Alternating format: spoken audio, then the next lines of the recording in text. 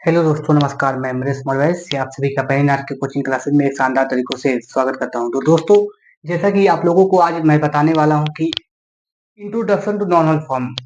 Normal form का introduction क्या होता है, हम नॉर्मल फॉर्म के बारे में एकदम अच्छी तरीके से पढ़ेंगे।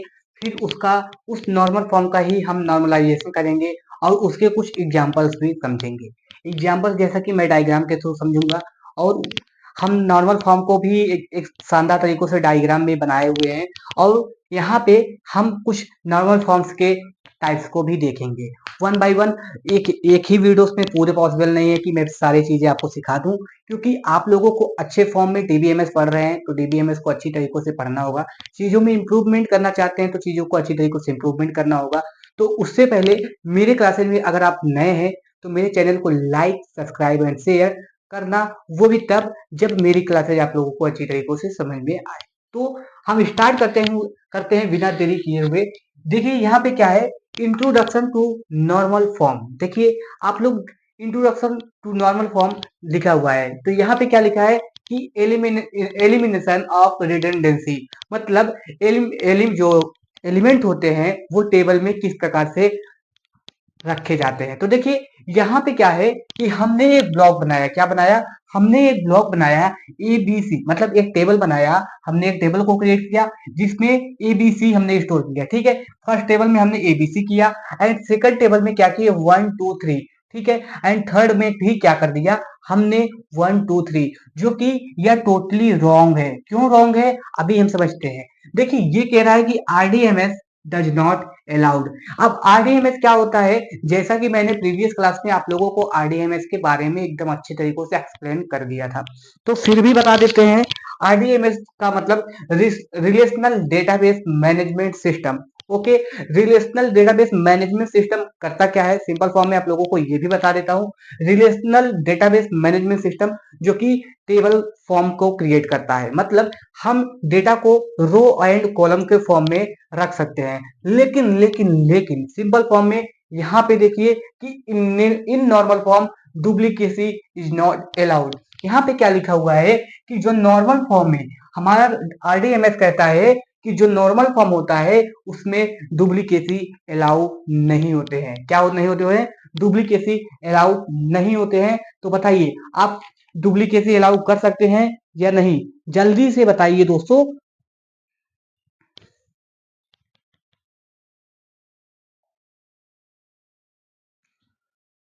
आरडीएमएस क्या कहता है कि इन नॉर्मल फॉर्म, आरडीएमएस जो नॉर्मल फॉर्म में कहता है कि duplicacy is not allowed. It is RDMS rule in DBMS mean that database management system. RDMS का मतलब क्या होता है? Relational database management system. इसको आप लोगों को याद करके चलना होगा। फिर उसके बाद हम आरडीएमएस में एआईटी भी पढ़े थे, जो कि एआईटी हमारा क्या बताया था कि नंबर ऑफ एट्रीब्यूट्स और फील्ड्स। ठीक है, फिर ये सब तो हमें नहीं चाहिए, लेकिन आरडीएमएस क्या कहता है, मेनली हमारा यही चीजें हमको जानना है। आरडीएमएस जो हमारा नॉर्मल फॉर्म में कहता है कि डुप्लीकेसी अलाउड नहीं है। तो यहाँ हमने क्या किया, इस टेबल में एबीसी बनाया। ठीक है, कोई प्रॉब्लम नहीं। बट हमने 1 2 3 लिया, फिर भी कोई प्रॉब्लम नहीं, क्योंकि एबीसी अलग डेटा है एंड 1 2 3 अलग डेटा है। बट हम उसी डेटा को, मान लो आपके पास एक मेमोरी है, आपके पास क्या है, एक मेमोरी है, क्योंकि डेटा को आप स्टोर करते हैं मेमोरी में ही। सिंपल, आप लोग समझ रहे हैं, डेटा को हम स्टोर करते हैं मेमोरी में। तो हमने एक मेमोरी बनाया और उस मेमोरी में 3 ब्लॉक्स क्रिएट किए। कितने ब्लॉक्स क्रिएट किए? 1 2 3। अब वो ब्लॉक्स में क्या किए, फर्स्ट ब्लॉक में हमने एबीसी को स्टोर कर दिया। ओके, एंड सेकंड ब्लॉक में हमने 1 2 3 को स्टोर कर दिया। Okay, no problem. लेकिन थर्ड ब्लॉक में क्या किया, हमने 1 2 3 को स्टोर कर दिया। यहाँ पे भी कोई दिक्कत नहीं, लेकिन आरडीएमएस कहता है दिक्कत तो है। आरडीएमएस कहता है दिक्कत तो है। अब दिक्कत क्या है? अब आरडीएमएस पूछता है आपसे सवाल, कि जब पूछेगा कि अरे यार, कि जब आपने सेकंड ब्लॉक में 1 2 3 स्टोर किया है, ठीक है, मेमोरी के सेकंड ब्लॉक में 1 2 3 स्टोर किया है, तो थर्ड ब्लॉक में क्या जरूरत थी आपको? तो आप क्या रिप्लाई देंगे कि मेरे को मजा आ रहा था, मेरे को दो जगहों पे डेटा रखने में मजा आ रहा था, मुझे डर लग रहा है कि वहां से डेटा डिलीट ना हो जाए। तो आरडीएमएस कहेगा कि अगर दोनों जगहों से डिलीट हो गया तो क्या करोगे? आरडीएमएस कहेगा आप बैकअप, डीबीएमएस पढ़ रहे हैं, डीबीएमएस में बैकअप का सिस्टम होता है, तो आप दो जगहों पे एक ही प्रकार का डेटा नहीं रख सकते क्योंकि यह मेमोरी को वेस्ट कर रहा है। तो आप क्या करेंगे, अब ये आरडीएमएस क्या करेगा, सिंपल तरीके से आपके एक डेटा को इसमें से हटा देगा। अब यहाँ से हटा देगा तो ये क्या हो जाएगा, एकदम राइट हो जाएगा, क्योंकि हम अपने अब यहाँ पे जो है हमारा डुप्लीकेसी नहीं है। अब हमने क्या कर दिया, अपने डुप्लीकेसी को हटा दिया। ठीक है, तो सिंपल फॉर्म में डुप्लीकेसी को हमें हटाना रहता है, डुप्लीकेसी नहीं लाना होता है। उसी फॉर्म में यहाँ पे हम देख सकते हैं, जैसे स्टूडेंट आईडी आपको दिख रहा है, क्योंकि आरडीएमएस कहता है कि डुप्लीकेसी नॉर्मल फॉर्म में, कहाँ पे कहता है, नॉर्मल फॉर्म में ही कहता है कि डुप्लीकेसी नॉट अलाउड है। फिर देखो स्टूडेंट आईडी, स्टूडेंट नाम, नेम एंड ये कोर्स आईडी है। ठीक है, मान लो स्टूडेंट के लिए हम एक टेबल क्रिएट किए, उस स्टूडेंट के टेबल में क्या किया, हमने यस1 लिया, यस1 लिया, यस1 लिया। ठीक है, ओके, नो प्रॉब्लम। यहाँ पे ए लिया, ए लिया, ए लिया, नेम, ओके, नो प्रॉब्लम। लेकिन यहाँ पे सी1 लिया, सी2 लिया, सी3 लिया, तो नो प्रॉब्लम। एंड एस2 लिया, ए एंड सी3, ओके। यहाँ पे आप लोग बताइए क्या यह हमारा सही है या नहीं, आप लोग बताइए, यह जो मैंने ब्लॉक बनाया है सही है या नहीं, please tell me that about this block. अब हम कहेंगे दोस्तों यह टोटली सही है, टोटली सही है। अब क्योंकि यहाँ पे डुप्लीकेसी है ही नहीं। अब आप लोग कह रहे होंगे कि सर आप क्या पढ़ा रहे हैं, आप कैसे पढ़ाते हैं, कि मतलब वहां पे बताया कि भैया 1 2 3 नीचे जो ऊपर वाले ब्लॉक में था एंड सेकंड थर्ड वाले ब्लॉक में भी था, तो आपने क्या किया, उसको हटा दिया कि कहा कि इसको डुप्लीकेसी हमें नहीं चाहिए, आरडीएमएल डुप्लीकेसी नहीं अलाउ करता। तो मैं भी तो कह रहा हूँ यार, मैं भी तो कह रहा हूँ ये डुप्लीकेसी अलाउ नहीं करता, लेकिन देखो इसमें डुप्लीकेसी है कैसे, इसमें डुप्लीकेसी है ही नहीं दोस्त। देखो कैसे, आप देखिए इसमें कुछ डिफरेंट आपको दिख रहा होगा, जैसे कि आप स्टूडेंट आईडी में S1 को देख रहे होंगे। स्टूडेंट आईडी जैसे हम फर्स्ट ब्लॉक पे जब जाते हैं तो हमें S1 मिलता है, एंड सेकंड में भी S1 मिलता है, एंड थर्ड में भी S1 मिलता है, एंड फोर्थ में भी S1 मिलता है। बट इसमें कुछ चेंजेस हैं, इसमें कुछ चेंजेस हैं। चेंजेस क्या है, देखिए मान लो S1 नाम का एक आईडी है, मतलब हमारा, मान लो मेरा नाम अमरीश उमर वैसे है, ठीक है, सटीक बैठता है। ठीक है, मान लो एस नेम है, मेरा नाम अमरीश है, क्या है, मैं अमरीश हूँ। ठीक है, सिर्फ आप लोग समझ रहे हैं, अमरीश नाम का लड़का है, कोई बंदा है जिसका आईडी S1 है। ठीक है, अमरीश नाम का कोई बंदा है जिसका आईडी S1 है। उसके बाद वो अमरीश नाम का बंदा C++ पढ़ रहा है। ठीक है, वो अमरीश नाम का बंदा C++ पढ़ रहा है, तो मतलब S1 जो है ये नाम, मतलब उसका तो आईडी सेम ही होगा, एक कॉलेज में आप C+ पढ़ सकते हैं। ओके, तो यहाँ पे तो सेम है। ठीक है, यहाँ पे कोई डिफरेंट नहीं। फिर दूसरे स्टेप में जब पूछे, वही अमरीश क्या कर रहा है, वही उसका स्टूडेंट, देखो वही अमरीश दूसरे डिपार्टमेंट में जाकर के, मतलब जावा की कोर्स भी कर रहा है, मतलब अमरीश जो है C1 भी पढ़ सकता है, मतलब C++ पढ़ सकता है, सी, और फिर उसके बाद सी भी पढ़ सकता है, जावा भी पढ़ सकता है। तो सेकंड स्टेप में मैं जावा पढ़ रहा हूँ। ठीक है, सेकंड स्टेप में मैं जावा पढ़ रहा हूँ, तो कुछ डिफर हुआ, कुछ डिफर हुआ, तो ये क्या हुआ, अलग हो गया। अब क्या हुआ, ये अलग हो गया। एंड उसके बाद थर्ड स्टेप में मैं क्या कर रहा हूँ, पाइथन पढ़ रहा हूँ। थर्ड स्टेप में वही अमरीश नाम का बंदा क्या कर रहा है, पाइथन पढ़ रहा है। तो हमने क्या किया, इसको अलग अलग फेजेज में डिफरेंट कर रहा हूँ, क्योंकि ताकि हमें डेटा डेटा अच्छी तरीकों से मिले, क्योंकि बाद में आपको डेटा चाहिए।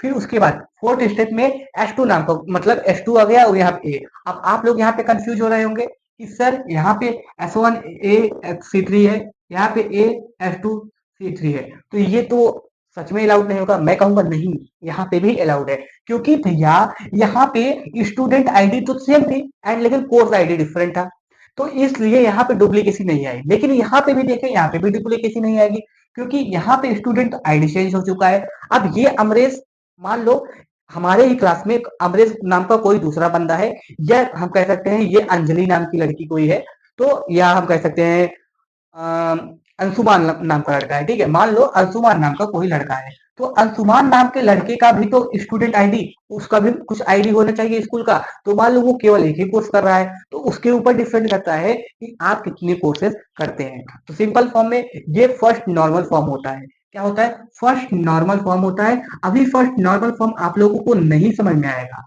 अभी मैं समझाऊंगा first normal form, second normal form, इसके टाइप्स में आते हैं तो वो कैसे होते हैं उसको भी पढ़ेंगे। लेकिन आप लोग यहाँ तक समझ गए कि नहीं कि देखिए यहाँ पे क्या है, आरडीएमएस डज नॉट अलाउड, मतलब duplicacy in normal form, duplicacy is not allowed.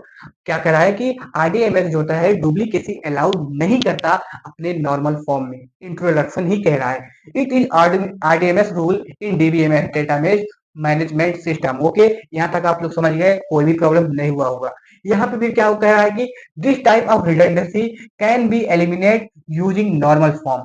यह प्रकार, यह जो रिडंडेंसी, रिडंडेंसी मतलब एक प्रकार से आप समझ सकते हैं बाधा, रुकावट, ये सब समझ सकते हैं। तो रिडंडेंसी, यह जो इस प्रकार का जो रिडंडेंसी होता है can be eliminate using normal form, मतलब इस प्रकार की बाधा और रुकावट जो है वो एलिमिनेट किया जा सकता है नॉर्मल फॉर्म के द्वारा, यूजिंग नॉर्मल फॉर्म। तो हम नॉर्मल फॉर्म के द्वारा ही तो इसको हम एलिमिनेट कर रहे हैं, नॉर्मल फॉर्म के द्वारा ही तो इसको पता कर रहे हैं कि डुप्लीकेसी आ रही है या नहीं आ रही है। ठीक है, उसके ही डिफिनेशन में अभी और अच्छी तरीकों से नॉर्मलाइजेशन करेंगे तो अच्छी तरीकों से सीखने को मिलेगा।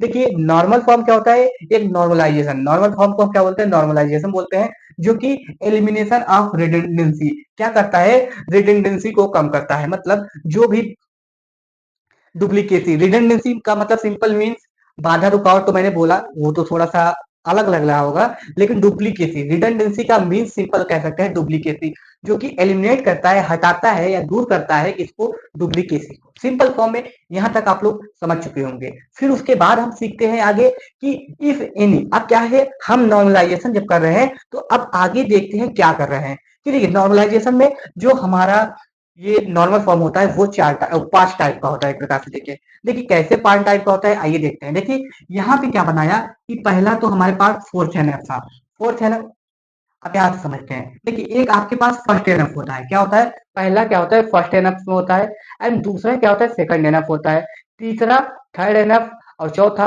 मतलब third NF and fourth NF के बीच में बीसी एनएफ होता है, जिसे हम बोलते हैं बॉयड कोड नॉर्मल फॉर्म। इसको बॉयड कोड नॉर्मल फॉर्म, आप इसको मतलब आपको दिख नहीं रहा होगा अच्छी तरीकों से, तो नोट कर लीजिएगा प्लीज दोस्तों, ये सब बहुत इंपॉर्टेंट है आपके इंटरव्यू के लिए भी और प्रत्येक जगहों के लिए भी। तो देखिए ये ऊपर मैंने जो बनाया है, पूरे सबसे बड़ा ब्लॉक जो बनाया है, सबसे बड़ा गोला जो बनाया है, उसमें फर्स्ट एनएफ लिखा है, एंड उसके बाद सेकंड वाले गोले में सेकंड एनएफ लिखा है, टू एनएफ लिखा है, एंड थर्ड वाले में थ्री एनएफ, एंड फोर्थ वाले में बीसी एनएफ, एंड उसके बाद जो लास्ट वाला गोला लिखा है उसमें फोर्थ एनएफ लिखा है। और बीसी एनएफ का full form Boyce Codd code normal form. Okay, यहाँ तक आप लोगों को कोई भी प्रॉब्लम नहीं, इज इट क्लियर? ओके, ठीक है, अब हम आगे समझते हैं। देखिए if any data are available in four NF, so we can also say that it is available all NF. क्या बोल रहा है, ये सिंपल तरीके से कह रहा है कि if any data are available in fourth NF, मतलब ये सिंपल तरीकों से आपसे कहता है कि अगर कोई भी डेटा,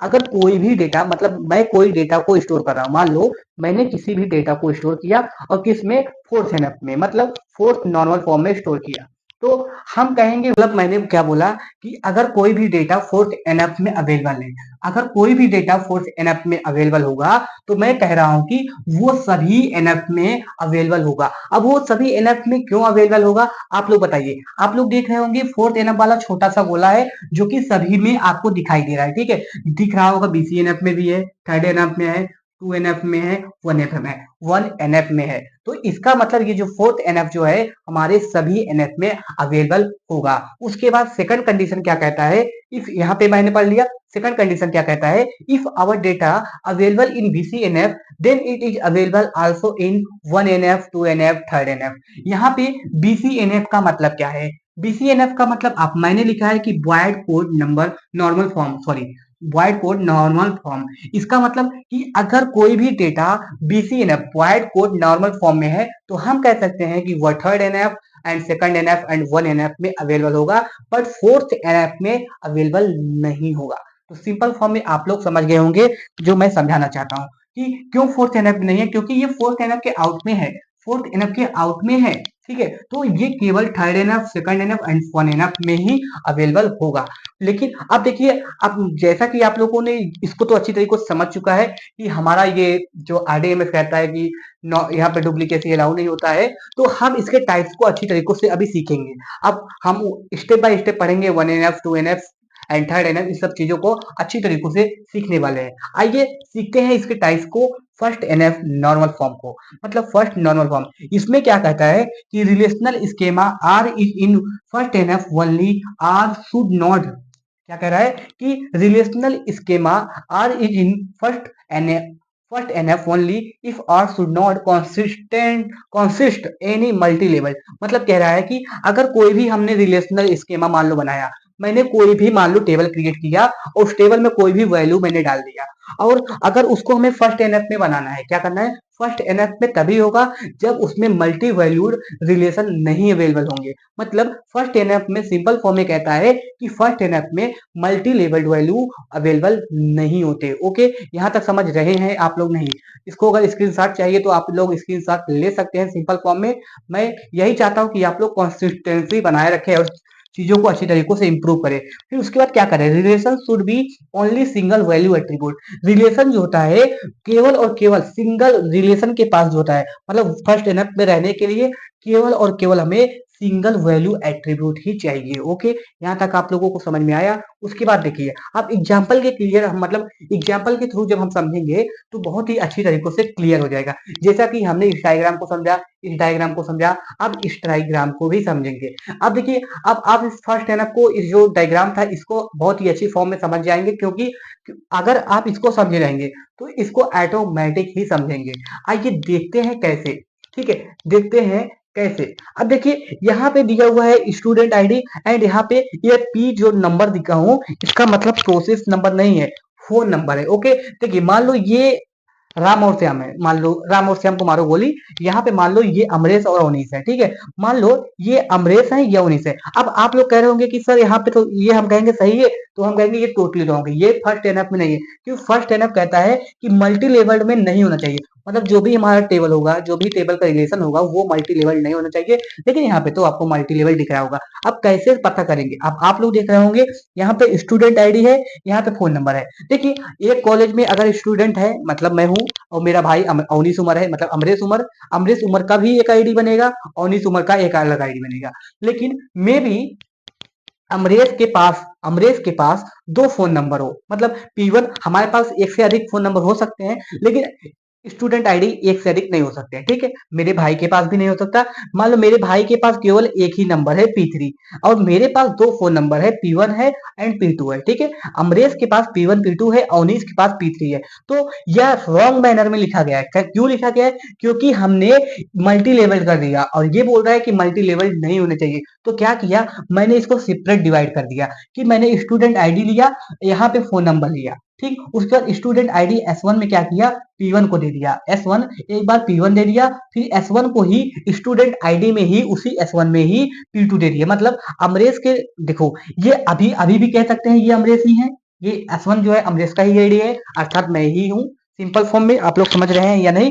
ये मैं ही हूँ, और मेरा एक फोन नंबर P1 है, और मेरा स्टूडेंट आईडी S1 है, और जिसका फोन नंबर P2 है। सिंपल, ओके, समझ रहे हैं? और अवनीश भैया मेरे हैं, उनका S2 है और उनका P3 नंबर है। तो यहाँ पे क्या है कि मल्टी लेवल से हम सिंगल वैल्यू में इसको कन्वर्ट कर दिया, क्योंकि यहाँ पे देख रहे थे स्लैश करके दोनों एक ही में कर दिया था। इस फॉर्म में आप लोगों को टेबल क्रिएट नहीं करना होगा। तो ये जब हमने इसको फर्स्ट एनएफ में कन्वर्ट किया, तो ये ऑलरेडी एग्जिस्ट कर जाएगा हमारे फोर्थ एनएफ में। मैंने बताया था कि अगर हमारा वन एफ में, मतलब अगर हमारा, एक मिनट, नहीं, ये फोर्थ एनएफ में अवेलेबल नहीं होगा। अभी आगे बढ़ेंगे, अभी स्टेप बाय स्टेप प्रोसीजर को समझेंगे।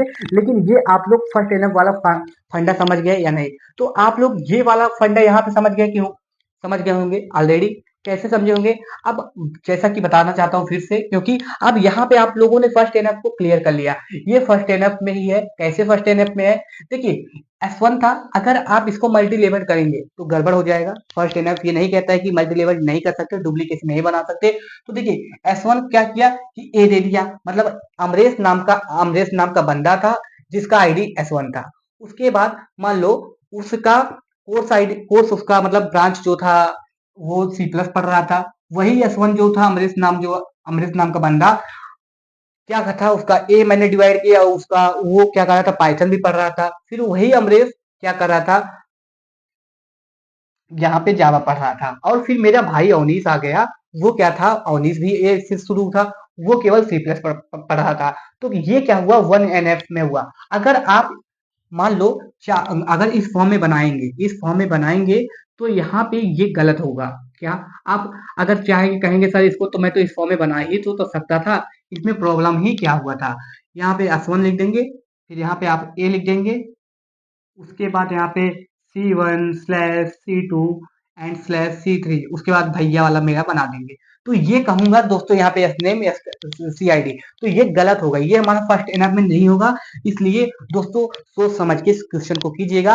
मुझे विश्वास है कि आप फर्स्ट एनएफ को बहुत ही अच्छी तरीके से समझ चुके होंगे, क्योंकि मैंने एग्जाम्पल के थ्रू इस तरीके से समझाने का प्रयास किया हो कि आप लोगों को बहुत ही अच्छी तरीकों से चीजें समझ में आए। चीजों में इंप्रूवमेंट करेंगे एंड चीजों को अच्छी तरीकों से पढ़ेंगे, तभी आप लोग को चीजें समझ में आएंगी। तो इसी के साथ चलता हूँ, आज हमारा 4th क्लास था, तो 4th क्लास को भी मैंने एंड अप किया और चीजें मैं नॉर्मल फॉर्म को अच्छी तरीकों से समझा हूँ। लेकिन अभी आगे भी सेकंड एनएफ, थर्ड एनएफ, इन सब चीजों के बारे में जानकारी हासिल करना है। अगर आप लोगों को जानकारी हासिल करना है मेरी क्लासेस के द्वारा, तो आप लोगों को मेरे चैनल को सब्सक्राइब करना होगा। और आप लोग सब्सक्राइब बटन आपके नीचे लिखा हुआ है SUBSCRIB। अगर स्पेलिंग गलत हो गई हो तो माफ करना, स्पेलिंग सही हो तो तारीफ करना, ठीक है। तो मैं चलता हूँ किसी के साथ, धन्यवाद।